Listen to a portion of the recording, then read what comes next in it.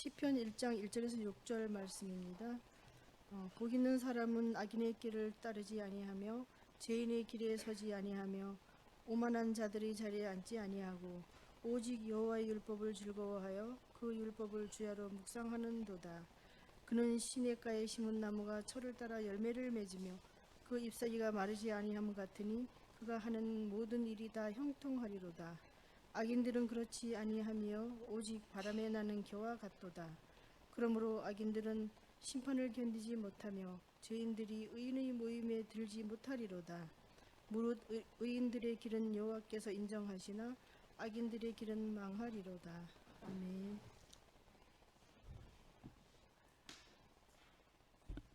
5월과 6월을 우리가 실록의 계절이다 이렇게 말하는데요. 하나님이 창조하신 아름다운 자연의 그 섭리와 손길을 우리가 너무 깊이 있게 느낄 수 있는 그런 시간이 이때가 아닐까 싶습니다. 그래서 이때 시편의 말씀을 가지고 우리가 나른한 우리의 일상의 삶을 깨울 수 있는 기회가 되었으면 좋겠다 이런 생각을 조금 했습니다. 왜냐하면 시라고 하는 것은 은유적으로 우리의 삶 가운데 다가오지만 사물과 세상에 대해서 깊이 있는 통찰을 우리에게 주기 때문에 굉장히 우리에게 받는 은혜가 큽니다. 그래서 시편은 150편으로 이루어졌지만 그 시편 150편 한 편 한 편이 우리의 삶 가운데 다가오는 어떤 무게가 조금 있습니다. 그래서 깊이 있게 묵상하다 보면 우리가 또 하나님의 말씀을 암송하면 굉장히 우리에게 은혜가 되는 것처럼 특별히 시편의 말씀을 많이 묵상하시면 우리 삶 가운데 많은 은혜가 있을 것으로 생각합니다. 저도 시 한 편 정도는 외우거든요. 외워보겠습니다. 꽃을 보듯 너를 본다. 끝입니다. 나태주 선생님의 한 사람 건너라고 하는 시예요. 이게 꽃을 보듯 너를 본다. 한번 옆에 있는 사람을 꽃을 보듯이 한번 바라봐 주세요.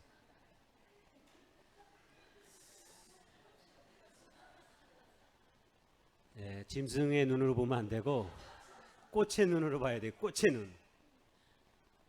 여러분, 꽃을 보듯 너를 본다라고 하는 이 짧은 시 한 구절이 시의 전문이에요.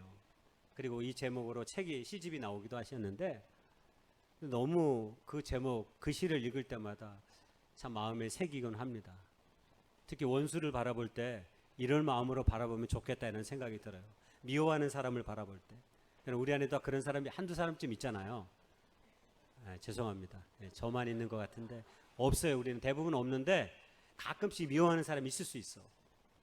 예를 들어서 지금 우리 교회 어제 저녁에 차를 대놓고 아직까지 교회 주차장에 차를 안 뺀 우리 젊은 형제인지 누군지 어쨌든 가끔씩 우리 교회 술 먹고 이렇게 놔두시는 분들이 있잖아요. 그래서 꽃을 보듯이 바라봐 주시면 좋을 것 같은데 잘 안 됩니다. 여러분, 시인이 하나님과 세상을 바라볼 때 그 놀라운 감탄과 그 경탄을 시편 150편을 통해서 우리에게 줬어요.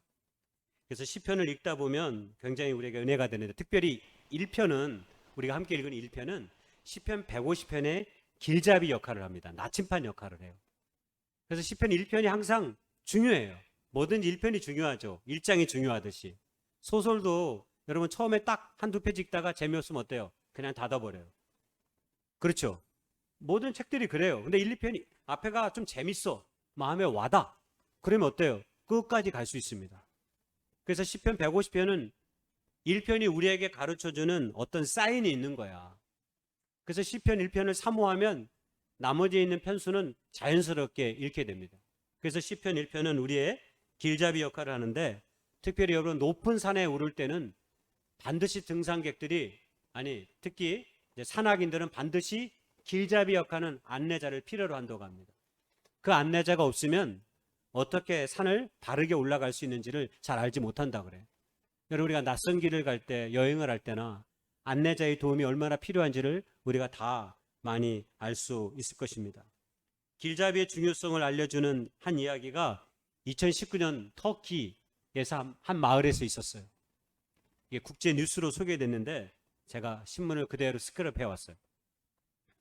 양들이 한꺼번에 터키 동부에서 마을에서 500마리가 절벽으로 떨어진 거예요. 떨어진 이유를 조사해 봤더니 양치기들이 마침 아침 식사를 하러 갔어요. 근데 한 양이 무심코 그냥 절벽으로 간 거예요. 그래서 떨어진 거예요. 그러니까 나머지 양들도 저기로 가야 되나 보다 하고 다 떨어졌어요. 왜? 양들은 눈이 어두워요. 양들은 눈이 어둡기 때문에 앞에 있는 양의 뒤를 쫓아 나아가는 거예요. 근데 다행히 50마리는 안 죽었대요. 왜냐면 양들의 시체가 쌓여가지고 떨어진 양들이 이렇게 스폰지 역할을 조금 한 거야. 그래서 그나마 살았어. 근데 굉장히 마음 아프게 들리죠. 양들이 오죽했으면. 그러니까 양들이 얼마나 눈이 어두우면 그냥 가는 거예요. 그러니까 앞에 있는 사람이 엉뚱한 곳으로 향하면 그런 큰일이 일어나는 거예요. 그러니까 길잡이 역할을 잘해야 되겠죠. 그런 의미 속에서 오늘 이 시편 1편이 앞으로 몇 주 동안 우리가 좀 함께 이 실록의 계절 동안 우리가 시편을 좀 묵상하려고 하는데 우리에게 좋은 길잡이 역할을 할 수 있을 것이라 믿습니다. 시편 1편을 한번 우리가 생각해 보기 원합니다. 여러분 시편 1편을 우리가 복 있는 사람의 이야기가 딱 소개되고 있어요.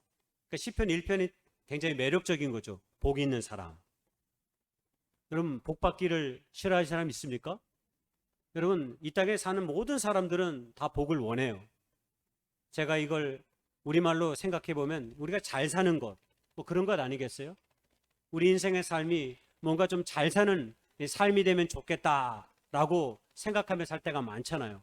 그게 바로 복 있는 사람과 연관되어 있는 거죠. 그런데 많은 사람들이 이 복 있는 삶, 잘 산다고 하는 것을 경제적 관점으로 바라볼 때가 많이 있어요. 우연히 중학생 친구들이 이야기하는 것을 버스 안에서 들었어요. 서로 막 이야기를 하다가 갑자기 집안 얘기가 나왔어요. 그러다가 자기가 살고 있는 집 얘기가 나왔어. 너 어디 사냐? 아파트 산대.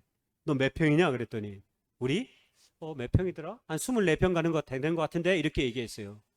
그러더니 맞은편에 이제 24평이라고 말한 친구야. 근데 너는 몇 평인데? 니네 집은? 그랬더니 우리 32평. 그랬더니 24평 사는 친구가 뭐라고 얘기했겠어요? 잘 사네? 우리보다 잘 사네? 이렇게 얘기했어요. 여러분 잘 사는 기준이 뭐예요? 자기 집보다 넓은 평수의 아파트에 살면 잘 사는 거예요.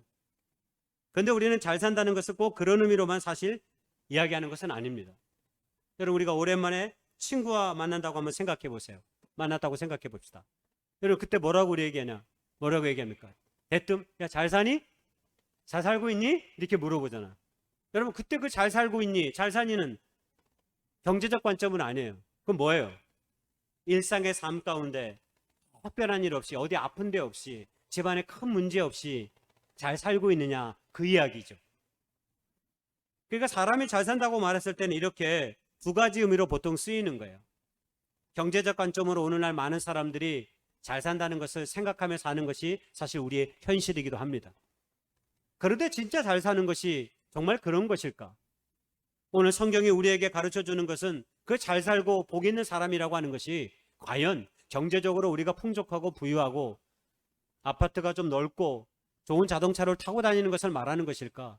아니면 뒤에 얘기했던 것처럼 우리의 일상의 삶이 평온하고 나름대로 잘 사는 그런 모습을 우리에게 가르쳐 주는 것일까? 한번 생각해 보기를 원합니다.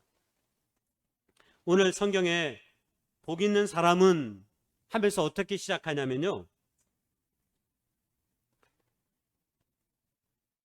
복 있는 사람이 아닌 거꾸로 복 있는 사람과 먼 행동의 모습들을 반어법적으로 소개해요.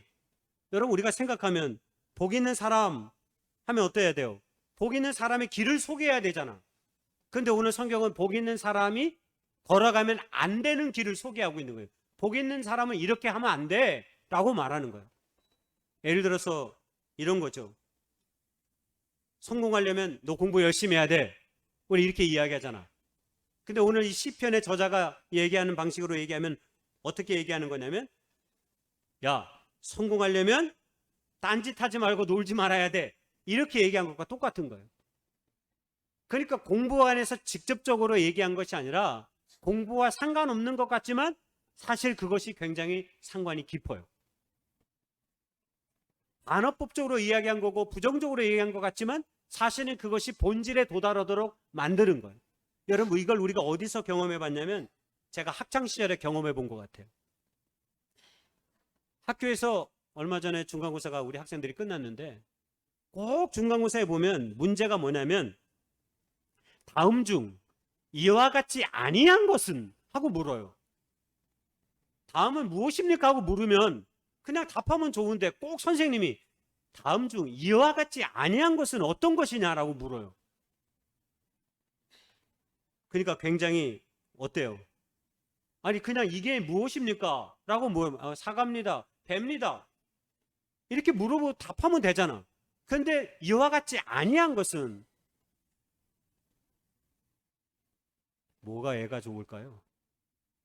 다음 중 우리 아버지가 아닌 사람은 예를 들어 이렇게 해놓고 1. 친절한 사람 2. 맨날 화내는 사람 3. 맨날 아내와 싸우는 분 4. 뭐 이런 식으로 아버지가 어떤 분인지 너무 명확한데 명확하지 않는 사실을 자꾸 밝히도록 우리에게 유도해요. 그래서 처음에는 선생님들이 참 못됐다. 이렇게 헷갈리게 맨날 문제를 내가지고 답을 틀리게 하냐 이렇게 생각했어요. 근데 곰곰이 생각해 보니까 나중에 정답이 아닌 것을 분명히 알아야 답이 비슷하면 안 되잖아요. 정답이 아닌 것을 분명하게 구별할 줄 알아야 다른 것이 무엇인지 확실히 내 것이 될 수 있는 거예요. 그러니까 아닌 것들을 분별할 수 있는 능력이 없으면 옳은 것들을 찾아갈 수 없는 거죠. 그래서 아마 선생님들이 그렇게 문제를 낸 것이 아닌가 싶어요. 근데 오늘 시인도 오늘 우리에게 일단 서두에는 그렇게 이야기합니다. 복 있는 사람들이 행하지 말아야 될 것들을 먼저 3가지로 소개해요. 첫 번째가 악인들의 꾀를 따르지 말라. 여러분 이 말씀이 사실 오늘 이 시대에 우리에게 굉장히 중요한 의미를 갖고 있습니다. 왜냐하면 미디어가 너무 많이 발달되어서 예전에는 공영 텔레비전 방송밖에 없었어요. 저 때는 KBS 9번, 11번 이것밖에 없었어요. 7번. 그런데 언제부터 5번이 생겼어. SBS 방송이 생겨났어. 그리고 오늘날에는 여러분 케이블 TV가 있어요. 여러분의 TV를 켜보세요. 채널이 얼마나 많은지 몰라. 한 번도 안 본 채널이 제가 보기에는 5, 6기가는 될 거예요. 한 번도 켜보지도 않은 채널이. 근데 그 많은 채널들이 다 있어요. 그것뿐입니까? 여러분 우리가 매일 유튜브 보잖아요. 유튜브에 보면 얼마나 많은 유튜버, 저도 구독해 놓은 게 많아. 예? 구독한 게 많아. 얼마나 많은 유튜브 방송들이 송출되는지 몰라요. 그것뿐입니까? SNS, 소셜 네트워크 서비스를 통해서 페이스북, 인스타, 카카오톡, 라인 수많은 미디어의 세계가 여러분 우리의 삶의 주변에 있어요. 그리고 우리의 길을 자극합니다. 우리의 생각을 사로잡습니다. 내가 막 하는 얘기가 사실은 다 유튜브에 어떤 유튜버가 하는 얘기야. 내가 막 하는 얘기가 어떤 신문에서 내가 읽었던 이야기 하는 거예요. 내가 막 하는 이야기가 방송의 뉴스에서 듣고 그대로 하는 거예요. 여러분 그렇지 않아요? 사람들과 이런 이야기 잡다면 얘기를 나눌 때 대부분의 이야기가 내가 누군가로부터 다 들었던 얘기예요. 다 미디어로부터 들었던 얘기예요. 그래서 그런지 오늘날 사람들이 이상해지고 있습니다. 서로 자기의 생각이 옳다라고 극심하게 대립되는 시대가 지금처럼 이렇게 깊을 때가 없습니다. 다 미디어의 영향 때문입니다. 다 자신이 듣고 있는 유튜브 방송, 유튜버의 이야기를 맹종하는 거예요. 그러니까 진실이 아닌 것도 진실처럼 아주 그럴듯하게 얘기하면 그거에 대한 분별력이 없는 우리는 그대로 다 받아들여서 사람들에게 이야기해요. 그리고 또 막 전합니다. 그러니까 나중에는 아닌 사실이 있는 사실이 되었어요. 제가 지난주에 그걸 경험했어요. 사람이 같은 이름이 있을 수 있잖아. 근데 누가 같은 이름을 가지고 야 이번에 그가 이런 일이 일어났었대 하고 막 떠들어댔어. 알고 봤더니 그 사람이 아니라는 거야. 얼마나 당황해요. 얼마나 황당해요. 여러분 미디어가 우리에게 그릇된 길로 인도할 수 있습니다. 정확하지 않은 정보와 사실을 취득하고 또 다른 사람들에게 아무렇지도 않게 얘기하는데 여러분 그것이 사람들로 하여금 생각의 가치에 혼란을 줄 수 있는 거죠. 그래서 이들은 유튜브에 대한 법적 처벌을 많이 강화되는 측면으로 법이 개정되고 있기도 합니다. 오늘 시편에서 이 저자가 악인들의 꾀를 따르지 말라 해서 여기서 말하는 악인이라는 게 단순히 나쁜 사람을 가리키는 말이 아니에요. 여기서 말하는 성경에서 말하는 이 시인이 말하는 악인은 하나님을 대적하는 자신의 생각, 자신의 욕심, 자신의 가치를 가지고 사람들을 선동해가지고 다른 길로, 그릇된 길로 따르게 만드는 사람이라는 거예요. 여러분 그래서 가르치는 사람이 굉장히 중요하잖아요. 다른 길로 인도하지 않으면 얼마든지 다른 사람들을 그릇된 길로 인도해내서 한 사람을, 한 민족을, 한 공동체를 파멸로 이끌 수 있어요. 여러분 그것을 대표적으로 보여준 사람이 히틀러 아닙니까? 앞서 우리가 선한 능력으로 희생당한 보네퍼 목사님의 삶도 거기에 해당되죠. 여러분 히틀러가 어떻게 600만이라는 유태인을 죽일 수 있었어요? 당시 발달된 우생학이라고 하는 학문을 자신들의 민족의 것으로 삼았어요. 우생학을 받아들이니까 열등한 민족이 있고 우수한 인종과 우수한 민족이 있다고 생각했어요. 그래서 게르만 아리안족은 아주 우수한 순수한 혈통의 민족이고 저 유태인들은 없어져야 될 그런 불순물과 같은 인종이었다는 사실을 그렇게 규정을 해버린 거예요. 그러지 않고서 어떻게 600만을 죽일 수 있습니까? 한 명 죽이기도 힘든데 600만이라는 사람을 그렇게 죽일 수 있었다는 것은 그런 잘못된 가치관에, 잘못된 철학과 잘못된 세계관에 경도되어서 독일의 민족들이, 독일의 많은 사람들이 거기에 참여하여서 수많은 사람들을 죽음의 길목으로 몰아간 것입니다. 악인들의 꾀를 따르면 자칫 우리도 그렇게 나아갈 수 있는 거죠. 두 번째로는 죄인들의 길에 서지 말랍니다. 여기서 죄인들이라고 불리는 사람은 어떤 사람이냐면 인생의 목적을 바르게 정하지 않은 사람을 가리켜요. 자기 인생에 분명한 꿈과 목적이 있는 사람이 아닌 사람을 가리키는 거예요. 한마디로 넉비공과 같은 사람이죠. 어디로 갈지 모르는. 왜 살아? 어떻게 살아? 어떤 삶을 살고 있는 거야? 이렇게 물었을 때 나는 그래도 이렇게 살고 있어 라고 말하는 사람이 아니라 글쎄 그냥 뭐 되는 대로 사는 거지. 여기서 말하는 죄인들이라고 하는 것은 그런 사람을 말하는 거예요. 되는 대로 사는 것. 아무런 인생의 목적과 꿈을 갖지 못하고 그냥 사는 것. 그건 하나님께서 우리를 창조한 목적이 아니거든요. 하나님이 오늘 우리를 창조하셨을 때는 하나님의 그 영광과 그 목적을 위해 하나님께서 가치 있게 의미 있는 인생으로 우리를 다 부르시고 창조하셨는데 우리가 우리의 인생을 허비하는 삶처럼 아무것도 아닌 삶처럼 막 살아가는 거죠. 여러분 인생을 마라톤으로 많이 비유하잖아요. 그때 가장 중요한 것이 하나 있습니다. 아무리 빨리 달려도 정해진 코스로 달리지 않으면 결국 어떻게 돼요? 꼬린선을 통과해도 그거 실격 처리됩니다. 마라톤에서 서 있는 선수들과 사람들은 반드시 정해진 루트로 가야 합니다. 내가 빨리 달리는 것도 중요하고 늦게 가는 것도 중요하지만 그 정해진 루트로 걸어가지 않으면 우리는 반드시 실격 처리되고 맙니다. 그렇습니다. 우리가 하나님 안에서 우리의 인생의 길을 바르게 설정하지 않으면 우리도 얼마든지 죄인의 길에 서 있을 수 있다고 하는 교훈을 우리에게 주는 거예요. 죄인들에게 서지 말라는, 죄인의 길에 서지 말라는 이 말은 우리가 세상을 살다 보면 때로 한 번쯤 듣습니다. 우리가 신앙을 갖고 믿음을 지키며 살아갈 때 우리가 가끔씩 가까운 친구들로부터, 믿지 않는 친구들로부터 이런 얘기 들을 때가 좀 많습니다. 야, 한 번쯤 뭐 교회 빠지면 뭐가 어떻게 되니? 한 번쯤 뭐 이런 거 한다고 뭐 어떻게 되냐? 나쁜 짓 하는 거 말하는. 그런 것을 막 부정하고 끝끝내 부인해서 나는 그럴 수 없어라고 말하면 또 그들이 조롱하기도 하죠. 야, 네가 무슨 대단히 특별한 사람인 줄 아냐?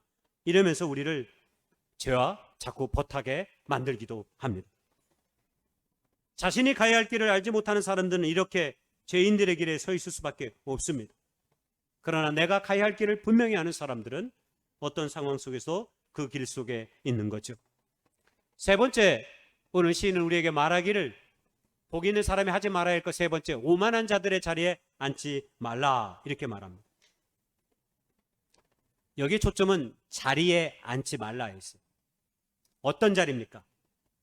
여기서 말하는 자리란 남을 판단하고 심의하고 결정을 내리는 곳을 말합니다.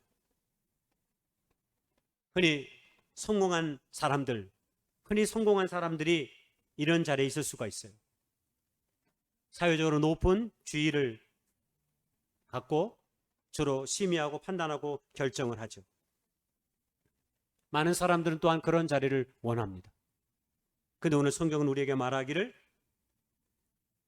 그런 자리에 앉지 말라고 말합니다. 오만한 사람들은 남을 판단하고 정죄한 일에 마음을 두는 사람들입니다. 그래서 사람들은 성공하기 위해서 저 높은 자리에 얹기 위해서 수단과 방법을 가리지 아니하고 그 자리를 탐합니다. 유진 피터스 목사님의 메시지 성경을 제가 좋아하는데 항상 설교를 준비할 때면 제가 옆에다 두고 준비합니다. 목사님의 이 시편 1편 1절을 어떻게 소개하는지 한번 읽어보겠습니다. 그대 하나님께서 좋아하실 수밖에 죄악 속을에 들락거리길 하나 망할 길에 얼씬거리길 하나 배웠다고 입만 살았길 하나 이렇게 이 시편 1편 1절을 이렇게 현대어로 바꿔놨어요. 죄악 속을에 들락거리길 하나 망할 길에 얼씬거리길 하나 배웠다고 입만 살았길 하나. 이거 우리가 많이 하는 거 아니야? 네? 많이 우리가 사람들을 얘기하는 거. 한마디로 복 있는 사람은 이런 악인들의 사람의 길을 걸어가는 사람들과 구별된 삶을 사는 사람들이죠. 여러분, 우리의 신앙이 대부분 이렇게 시작합니다. 처음에 우리가 예수 믿을 때 우리가 이전에 해왔던 나쁜 것, 조금 악하다고 생각하는 것들을 끊어요. 그래서 보통 술과 담배 하는 사람들은 예수를 믿으면 조금 믿음이 생기면 나 더 이상 술과 담배 안 해 하고 딱 끊습니다. 뭐 도박하거나 이상한 데 가는 사람들은 또 그런데 더 이상 들락거리지 않겠다고 마음을 딱 굳건히 먹죠. 여러분, 이렇게 신앙을 시작합니다. 그럼 이렇게 신앙이 시작하면 우리의 믿음과 신앙이 점점 자라나는 것일까요? 안 그렇습니다. 우리의 신앙은 어떤 것을 안 하는 것, 부도덕한 일을 안 하는 것에서 우리의 신앙이 절대 자라지 않습니다. 여러분, 우리가 삶 가운데서 분명히 그걸 알아요. 신앙은 어떤 것을 안 하는 것을 통해서 우리의 신앙이 자라는 것이 아니라 하나님이 기뻐하시고 하나님이 원하시는 일들로 내 삶을 만들어갈 때 우리의 신앙이 성숙해지고 얻어진다는 사실을 우리가 아는 거죠. 그래서 어떤 사람이 예수를 믿고 술과 담배를 끊고 믿음의 생활을 하려고 하는데 신앙이 잘 자라지 않는다고 맨날 이야기해요.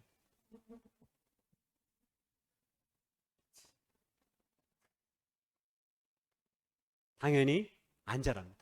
왜? 내가 하나님의 사람, 믿음이 이루어지기 위해서 그 신앙의 경건의 훈련이나 하나님의 뜻 가운데 나아가는 일들을 도모하지 않기 때문입니다. 그런 술과 담배는 안 하지만 그 시간에 내가 맨날 예를 들어서 다른 것들로 시간을 소비하고 허비한다고 생각해 보세요. 여러분, 그러면 그거 안 하는 이유가 별로 없습니다. 내가 그것을 안 하는 이유는 내게 주어진 삶의 시간을 바르게 사용하고 하나님의 뜻 가운데서 바른 일들을 하기 위해서 그걸 안 하는 것이지 단순히 안 하는 것에 그치면 안 된다라고 하는 겁니다. 그래서 신앙은 반드시 수동에서 능동으로, 부정에서 긍정으로 나아가는 겁니다. 하나님이 싫어하시는 일을 안 하다가 점차 하나님이 기뻐 받으시는 일들을 위해서 우리의 삶의 시간을 사용하고 우리의 재능을 사용하고 우리의 마음을 두고 그러는 것입니다. 그럴 때 여러분, 우리의 신앙과 우리의 믿음이 조금씩 자라날 수 있는 거죠.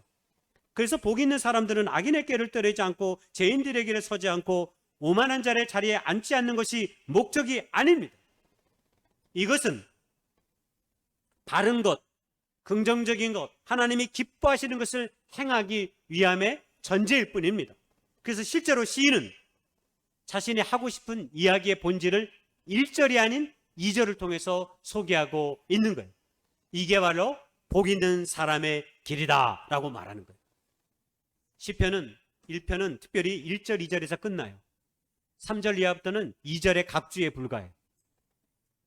그래서 2절이 사실은 시인이 얘기하고 싶은 거예요. 그래서 여러분 저 앞에다가 복 있는 사람은, 글씨가 너무 작아서 안 보이죠? 예. 복 있는 사람은 라는 이름을 붙여가지고 한번 읽어보겠습니다. 복 있는 사람은 오직 여호와의 율법을 즐거워하며 그의 율법을 주야로 묵상하는 도다. 죄송해요. 제가 좀 더 크게 키웠어야 되는데. 복 있는 사람은 앞에를 딱 붙이니까 이전의 말씀이 어떻게 확 와닿죠? 어떤 길이 복 있는 사람의 길인지 확 와닿습니다. 이 이야기를 하고 싶어서 시인이 1절에 행하지 말아야 될 것들을 이야기한 겁니다. 여러분, 복 있는 사람이 여호와의 율법을 즐거워하고 그의 율법을 주야로 묵상한다라고 하는 이 말은, 이런 사람이 된다고 하는 것은 엄청난 의미를 갖고 있는 거예요.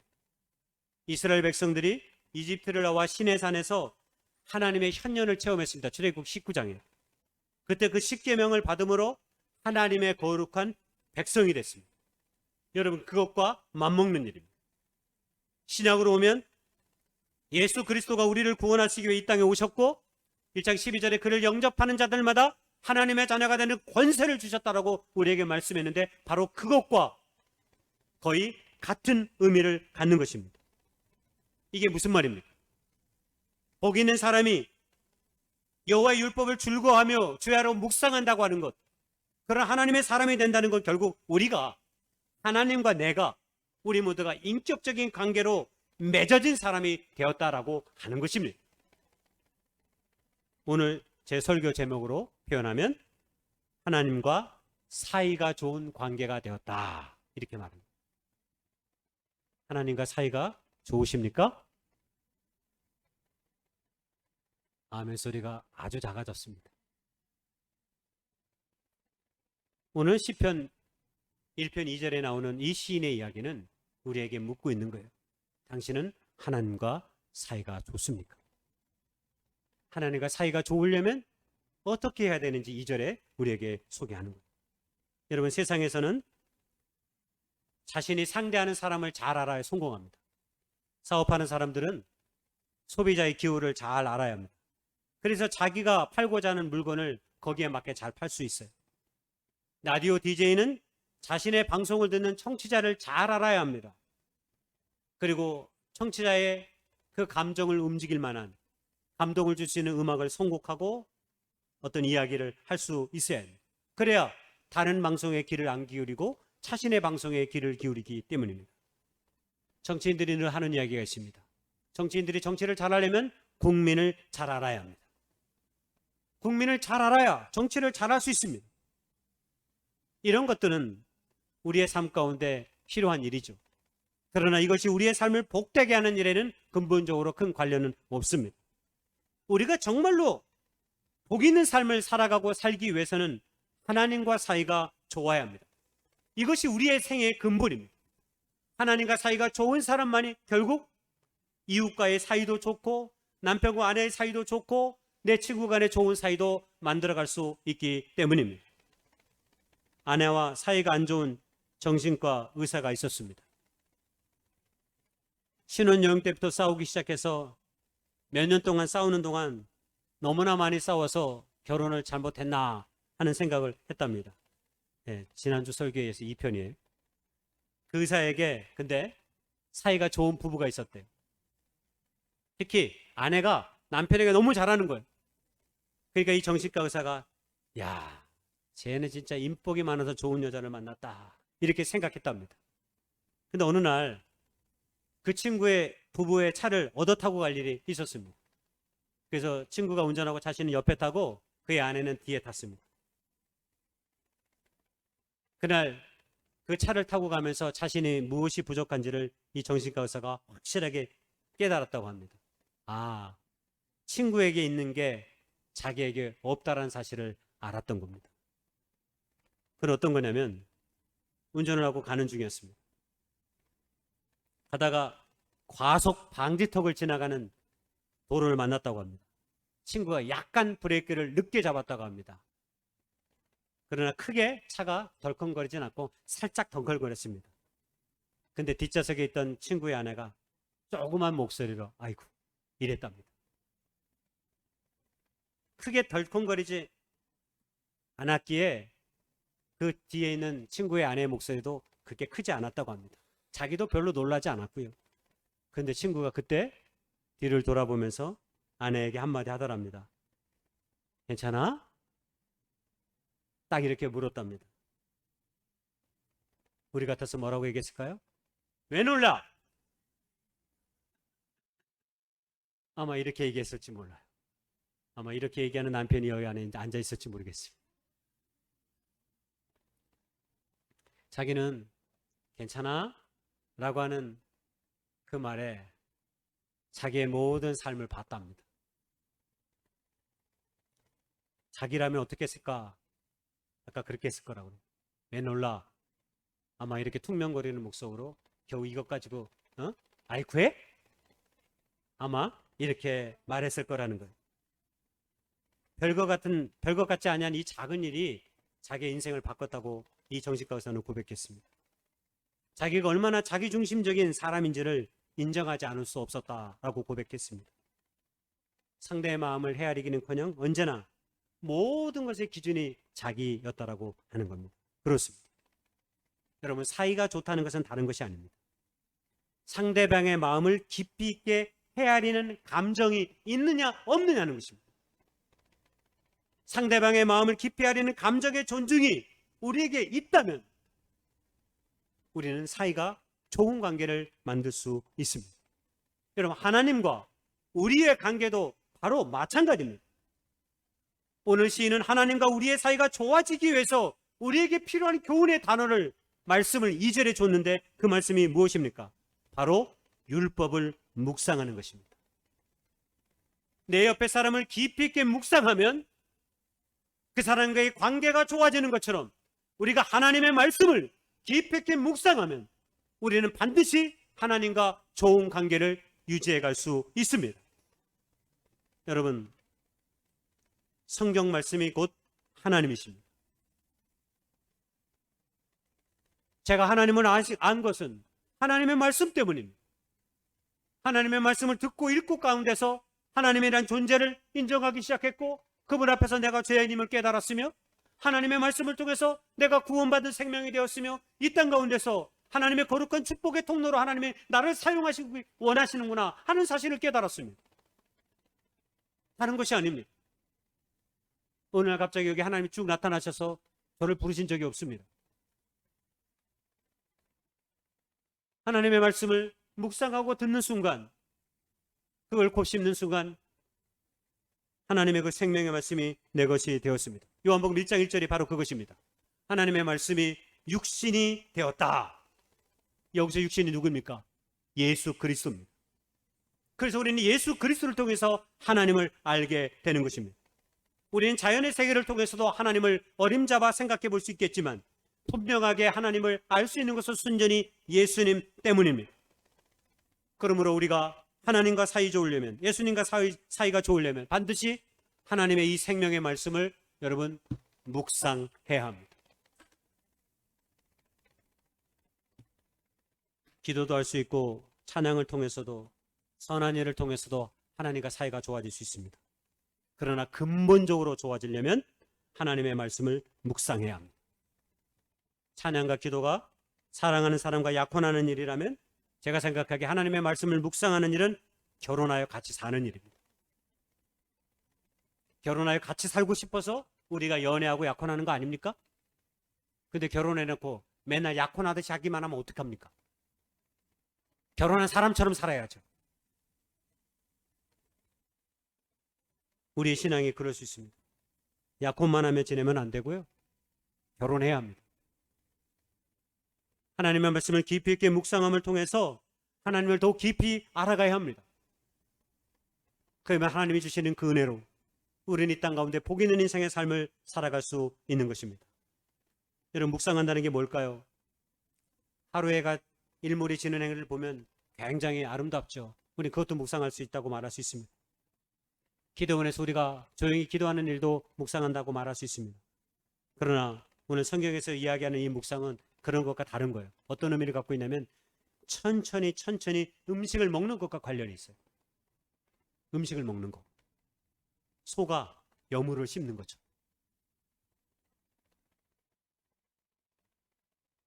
좀 비유가 그렇지만 개가 뼈다귀 먹는 거 비슷해요. 뼈다귀를 살도 없는 그 뼈를 주인이 살도 있는 뼈 좀 주면 좋겠는데 살은 다 자신들이 발라먹고 개에게 줄 때는 뼈다귀만 줘요. 근데 그 개는 그 뼈다귀가 뭐 좋다고 막 발라 막 계속 핫해요. 그래서 개용품 파는데 가짜 뼈다귀가 있는 거예요. 그 파는 이유가 거기 있어요. 뼈다귀만 줘도 그렇게 하는 거죠. 천천히 곱씹는 거죠.